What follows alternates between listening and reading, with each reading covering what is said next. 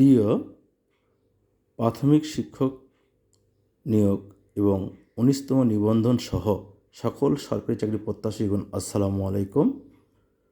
আমি আজকে গণিতের 3টি অঙ্ক সমাধান করব, যে 3টি অঙ্ক বারবার নিবন্ধন, বিসিএস, প্রাইমারি সহ অনেক চাকরি পরীক্ষায় এসেছে।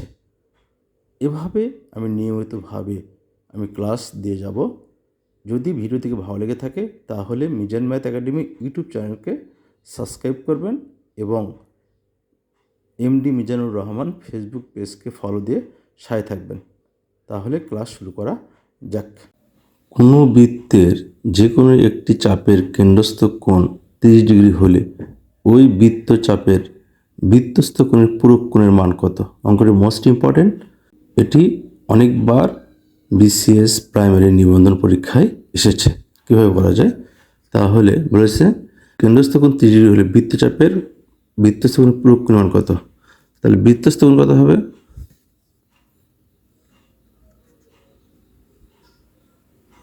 বৃত্তস্থ কোণ হবে হাফ ইন্টু কেন্দ্রস্থ কোণ। কেন্দ্রস্থ কোণ কত? 30 ডিগ্রি। তাহলে কত? 15 ডিগ্রি। তাহলে এখন বলেছে পূরক কোণের মান কত? তাহলে আমরা জানি পূরক কোণ হলো যখন দুটি কোণের সমষ্টি 90 ডিগ্রি তখন একটিকে অপরটি পূরক কোণ বলা হয়। তাহলে পূরক কোণ হবে 90 ডিগ্রি বিয়োগ কত? 15 ডিগ্রি। তাহলে কত হয়? 75 ডিগ্রি। অপশন ঘ correct. Half into 2 to the power x minus 3 plus 1 equal to 5 হলে এক্সের মান কত? এটি বিসিএস, নিবন্ধন এবং প্রাইমারিতে অনেকবার এসেছে। দেখেন কীভাবে করা যায়। তাহলে আমরা প্রথমে অঙ্ক তুলব। Half into 2 to the power x minus 3 plus 1 is equal two কত? 5, বা half into 2 to the power x minus 3 is equal two plus 1, যদি আমি পার করে দিই কী হবে? -1 হয়ে যাবে। তাহলে কী হবে দেখেন এই জায়গায় half into 2 to the power x minus 3 is equal two 5 থেকে 1 বাদের কত হয়?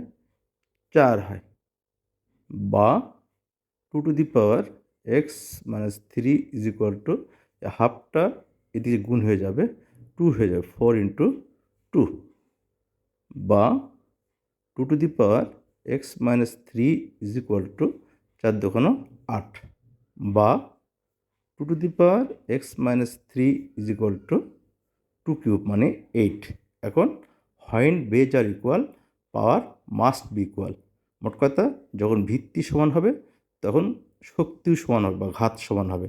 তাহলে ওই পক্ষ থেকে যদি আমি 2 বাদ দেই, দেখেন তাহলে x minus 3 is equal two 3, বা x is equal two 3 plus 3, অতএব x ইজ ইকুয়াল টু 6।